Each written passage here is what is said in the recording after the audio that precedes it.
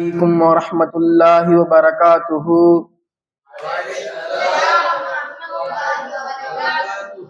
نحمده ونصلي على رسول الكريم أما بعد فقد قال الله تعالى في القرآن العظيم وفي القرآن المجيد بعد أعوذ بالله من الشيطان الرجيم بفضل بسم الله الرحمن الرحيم إن الله وملائكته يصلوا على النبي يا أيها الذين آمنوا صلوا عليه وسلموا تسليما اللهم صل على سيدنا محمد وعلى آل سيدنا محمد وبارك وسلم عليه. இவ்வுலகில் நம்மை முஸ்லிமாகவும் முக்மினாகவும் அதிலும் குறிப்பாக கண்மணி நாயகம் ரசூல் ஸல்லல்லாஹு அலைஹி வஸல்லம் அவர்கள் உம்மத்திலே ஆக்கரின் புரிந்தானே. அத்தகைய அல்லாஹ்விற்கு எல்லா புகழும். அல்ஹம்துலில்லாஹ் அல்ஹம்துலில்லாஹ் அல்ஹம்துலில்லாஹ். இந்த மாமண்டத்தில் கொடுக்கப்பட்டுள்ள தலைப்பு அஸாத் இப்னு ஜுராரா ரலியல்லாஹு அன்ஹு. இவர் ஒரு மூத்த நபித்தோழர்கள், இவர் ஒருவர் தான். நபி ஸல்லல்லாஹு அலைஹி வஸல்லம் அவர்கள் மதீனாவிற்கு வருவதற்கு முன்பாகவே மக்காவிலிருந்து மதீனாவிற்கு வந்து யா ரசூலுல்லாஹ் எங்கள் ஊருக்கு வந்து விடுங்க யா ரசூலுல்லாஹ் என்று சொல்லி வந்து அழைப்பு கொடுத்து போன நபித்தோழர்களில் இவரும் ஒருவர் ஆவார். இவர் மதீனாவில் உள்ள பனு நஜ்ஜார் என்ற கோத்திரத்தை சார்ந்தவர். அதாவது பனு நஜ்ஜார் என்ற கூட்டம் யாரோட கோத்திரம் சொன்னா நபி ஸல்லல்லாஹு அலைஹி வஸல்லம் அவருடைய தாயார், நபி ஸல்லல்லாஹு அலைஹி வஸல்லம் தாயார் ஆமினாமா இருக்காங்களே, அவங்களுடைய கோத்திரம் தான். அதாவது நபி ஸல்லல்லாஹு அலைஹி வஸல்லம் அவருடைய மாமாக்களுடைய குடும்பத்துல இந்த அஸாத் இப்னு ஜுராரா ரலியல்லாஹு அன்ஹு அவர்கள் இருக்கிறாங்க. மதீனாவில் பல கோத்திரங்கள் இருந்தாலும் அதில் ஒரு கோத்திரம்தான் பனு நஜ்ஜார் கோத்திரம் ஆகும். அந்த கோத்திரத்திற்கு நபி ஸல்லல்லாஹு அலைஹி வஸல்லம் அவர்கள் தலைவராக நியமித்தவர் தான் அஸாத் இப்னு ஜுராரா ரலியல்லாஹு அன்ஹு அவர்கள். ஒரு நாள் நபி ஸல்லல்லாஹு அலைஹி வஸல்லம் அவர்கள் மதீனாவிற்கு எல்லையில் இஸ்லாத்தை பிரச்சாரம் செய்து வந்த பொழுது மதீனாவிலிருந்து மக்காவிற்கு செல்வதாக அஸாத் இப்னு ஜுராரா ரலியல்லாஹு அவர்களும் தக்வான் என்பவர்களும் இருவரும் மக்காவுக்கு செல்றாங்க. மக்கா இது பண்ணா அங்குள்ள பெரும் தலைவர்களை சந்திக்கிறதுக்காக போறாங்க. போறதுல நபி ஸல்லல்லாஹு அலைஹி வஸல்லம் அவர்கள் பிரச்சாரம் செய்ததை பார்த்துட்டு அங்கேயே அவர்கள் இஸ்லாத்தை எப்படிலாம் போதிக்கிறாங்க என்பதை தெரிஞ்சுக்கிட்டு அங்கேயே இஸ்லாத்தை ஏற்றுக்கொண்டாங்க. யாரும் அஸாத் இப்னு ஜுராரா ரலியல்லாஹு அன்ஹு தக்வான் என்பவர்களும். இதற்கு பிறகு ஹஜ் சமயத்துல ஒரு 6 பேர் வந்து நபி ஸல்லல்லாஹு அலைஹி வஸல்லம் அவர்களிடத்துல இஸ்லாத்தை ஏத்துக்கிறாங்க. அதற்கு பிறகு அதுக்கு அடுத்த ஆண்டு வந்து 70 நபர்கள் வந்து இஸ்லாத்தை ஏத்துக்கிட்டு நபி ஸல்லல்லாஹு அலைஹி வஸல்லம் அவர்களிடத்தில் 70 பேரும் தனித்தனியாக பைஅத் செய்து கொள்றாங்க. பைஅத் செய்து மட்டும் அந்த பைஅத் செய்து முதலாவதா யார் பைஅத் செய்யப்பட்டான்னு கேட்டீங்கன்னா அஸாத் இப்னு ஜுராரா ரலியல்லாஹு அன்ஹு அவர்கள் தான் முதலாக பைஅத் செய்யப்பட்டது. அது மட்டும் இல்ல, அந்த கூட்டத்தில் இளைஞராக இருந்தவரும் அஸாத் இப்னு ஜுராரா ரலியல்லாஹு அன்ஹு அவர்கள் தான். மதீனாவிற்கு இஸ்லாத்தை கொண்டு சேர்த்த நன்மைகள் முழுவதும் அதில் பாதி பங்குகள் அஸாத் இப்னு ஜுராரா ரலியல்லாஹு அவர்கள் தான் சாரும். நபி ஸல்லல்லாஹு அலைஹி வஸல்லம் அவர்களை சந்திப்பதற்காக மக்கா வந்திருப்பாங்க. அங்கிருந்து திரும்பி போகும்போது முஸாப் ரலியல்லாஹு அவர்களையும் கூட அனுப்பி வைப்பாங்க. ஏன்னு கேட்டீங்கன்னா மதீனால இன்னும் பாய்தான் முஸ்லீம் ஆயிருக்காங்க, மிச்ச பேரும் முஸ்லீம் ஆகிறோம்ல.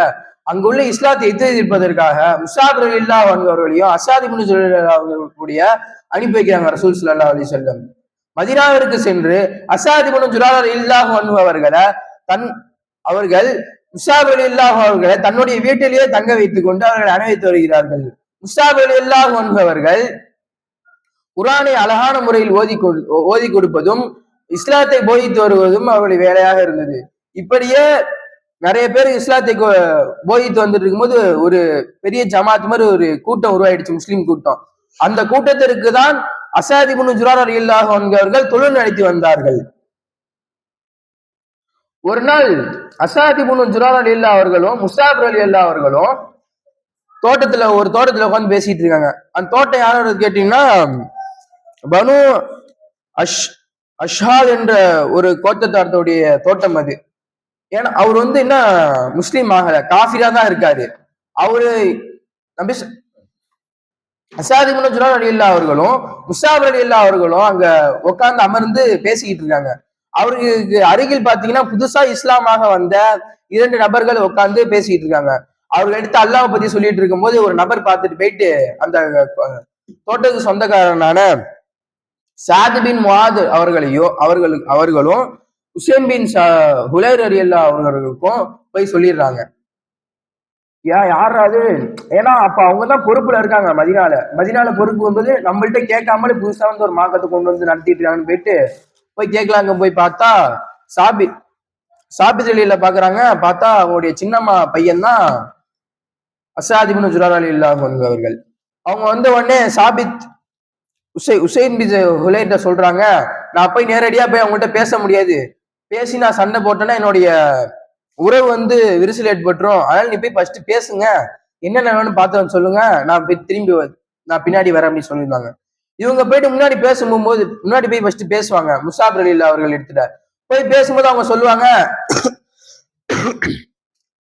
இஸ்லாமை நீங்க வந்து பரப்பிட்டு இருக்கீங்களே, இங்க யாரு கேட்டு வந்தீங்கன்னு கேட்பாங்க. அவங்க வந்து சொல்லுவாங்க, நாங்க வந்து எங்க ரசூல் அனுப்பிச்சு வச்சாங்கன்னு சொல்லுவாங்க. முஸாப் சொல்லுவாங்க, ரொம்ப கோவப்பட்டு பேசுவாங்க. உசைத்து ரொம்ப கோவப்பட்டு பேசுன உடனே முஸாப் சொல்லுவாங்க, பொறுமைக்காருங்க, கொஞ்ச நேரம் உட்காருங்க, நான் என்ன சொல்றேன் ஃபர்ஸ்ட் கேட்டுட்டு அப்புறம் பேசுங்கன்னு சொல்லும்போது அவங்களை உட்கார சொல்லுவாங்க. முஸாப் ரலியல்லாஹு அவர்களும் ஈட்டிய தரையில குத்தி வச்சுட்டு அவங்களும் அமர்ந்து குர்ஆன் ஆயத்துகளையும் ஹதீஸ்களையும் சொல்லுவாங்க. உடனே ஒரு டக்குன்னு கேள்வி கேட்பாங்க. முஸாப் ரலியல்லாஹு அவங்க நினைச்ச கேள்வியை, நம்ம இந்த மார்க்கத்துல என்ன செய்யணும் அப்படின்னு கேட்ட உடனே உடனடியாக உசைத்திரர் எல்லாம் கேட்பாங்க, நான் அந்த மார்க்கத்தில் என்ன செய்வேன்னு கேட்ட உடனே, நீங்க குளித்து விட்டு வாருங்க, நான் களிமா சொல்லித்தரேன்னு சொல்லி களிமா சொல்லித்தரோம். அவங்களும் முஸ்லீம் ஆகிடுவாங்க. இதற்கு பிறகு அங்கிருந்து உசைத் அலி அவர்கள் வருவாங்க. என்ன உசைதே சாது பின் மாதிரி கேட்பாங்க, என்ன உசைதே போகும்போது கரிச்சுக்கிட்டு போனா வரும்போது என்ன கொஞ்சம் சாதுவா வரீங்க அப்படின்னு கேட்கும்போது, பிரச்சனைலாம் ஒண்ணும் இல்லை, நான் பேசியே முடிச்சிட்டேன், சண்டை சத்துரு எதுவும் இல்லை, நீனே வந்து பாரு அப்படின்னு சொன்னாங்க. ஏன் சொன்னாங்கன்னா, நம்மளும் இஸ்லாத்துக்கு வந்துட்டோம், சரி அவங்களையும் இஸ்லாத்து வரப்பின் காரணத்துக்காக அவங்களையும் நீங்க வந்து பாருங்கன்னு சொல்லி கூட்டிட்டு போறாங்க. அவங்கள்ட்டையும் முஸாப் ரலியல்லாஹு அவர்களுடைய அவர்களை கோபமா பேசினாங்க. யாரு? சாது பின் முஆத் ரலியல்லாஹு கோபத்தை பேச முஸாப் ரலியல்லாஹு சொல்றாங்க, சித்ரா அமைதி, நான் சொல்றதை கேளுங்க சொல்லதுக்கு அப்புறம் அங்க உட்கார வச்சு அவங்களுக்கு வந்து இஸ்லாத்தை சொல்றாங்க, குர்ஆன் ஹதீஸை சொல்றாங்க. அவங்களும் இஸ்லாத்தை ஏத்துக்கிறாங்க. இந்த மாதிரி பெரும்பெரும் தலைவர்கள் பெரும்பெரும் வீரர்கள் இஸ்லாத்தை ஏத்துன்னு நபி ஸல்லல்லாஹு அலைஹி சொல்றாங்க. நீங்க ஜும்மா தொழுவிடாமன்னு சொல்லும் போது நபி ஸல்லல்லாஹு அலைஹி சொன்னதுக்காக அசாத் இப்னு ஜுரார் ரலியல்லாஹு அவங்க 40 பேர் கொண்ட ஒரு ஜமாத்துல முதல் முறையாக ஜும்மா தொழுகை நடத்தவர் அசாத் இப்னு ஜுரார் ரலியல்லாஹு அன்ஹுதான். அசாத் இப்னு ஜுரார் ரலியல்லாஹு அன்ஹு அவர்கள் தான். அவர்கள் தொழில் நடத்தி அவர்கள் நாம் ஜும்மா தொழுகிறோம், நாம் வாரம் ஜும்மா தொழுகிறோம். அந்த ஜும்மா தொழுகை நன்மையும் அசாத் இப்னு ஜுரார் அவர்களுக்கு தான் சேர்ந்து கொண்டிருக்கும். கஅப் இப்னு மாலிக் ரலியல்லாஹு அவருடைய மகனாக அப்துர் ரஹ்மான் அவங்க அறிவிக்கிறாங்க, எனக்கு வந்து அவங்க அத்தா வந்து அப்துர் ரஹ்மான் அவங்க வந்து கூட்டி போவாங்க பள்ளிவாசலுக்கு ஜும்மா நாள் அன்னைக்கு. ஜும்மாவுக்கு கூட்டிட்டு போகும்போது அவங்க வந்து பாங் சொல்லி முடிஞ்சதுக்கு அப்புறம், யா அல்லாவே அசாத் இப்னு ஜுரார் ரலியல்லாஹு அவருடைய பாவத்தை மன்னிச்சிடுறா யா அல்லாஹ், அவங்களுக்கு நீ ஹிதாயத்தை கொடுத்துடுறா யா அல்லாஹ் துவா செய்வாங்க. யாரா அத்தா யாரோ புதுசா துவா செய்றாங்கன்னு அவங்க வந்து அப்துர் ரஹ்மான் கேட்கும்போது அவங்க சொல்லுவாங்க, இந்த ஜும்மா நடக்கிறது அவங்க தான்ப்பா காரணம் சொல்லுவாங்க. இவங்க துவா செய்தது போல 120 வயது வாழ்ந்த ஹஸ்ஸான் இப்னு சாபித் ரலியல்லாஹு அவர்களும் துவா செய்தார்கள். இது மட்டும் அல்ல, ஒரு இடத்தை தனியாக நியமித்து அவ்விடத்தில் 5 வேளை தொழுகையும் நடத்தி வந்தார்கள் அசாத் இப்னு ஜுரார் ரலியல்லாஹு அன்ஹு அவர்கள். மஸ்ஜித் நபவி மதீனாவில் கட்டப்பட்ட சமயத்தில் அசாத் இப்னு ஜுரார் ரலியல்லாஹு அவர்கள் மரணிக்கக்கூடிய சமயம் வந்து விடுகிறது. மரணித்து விட்டார்கள். மரணித்து விட்ட பிறகு ஜன்னத்துல் பகவி என்ற இடத்தில் அடக்கம் செய்யப்படுகிறார்கள் அவர்கள். நபி ஸல்லல்லாஹு அலைஹி வஸல்லம் அவர்கள் முதலாக ஜனாசா தொழில் நடத்தியதும் அசாத் இப்னு ஜுரார் ரலியல்லாஹு அவர்களுக்கு தான்.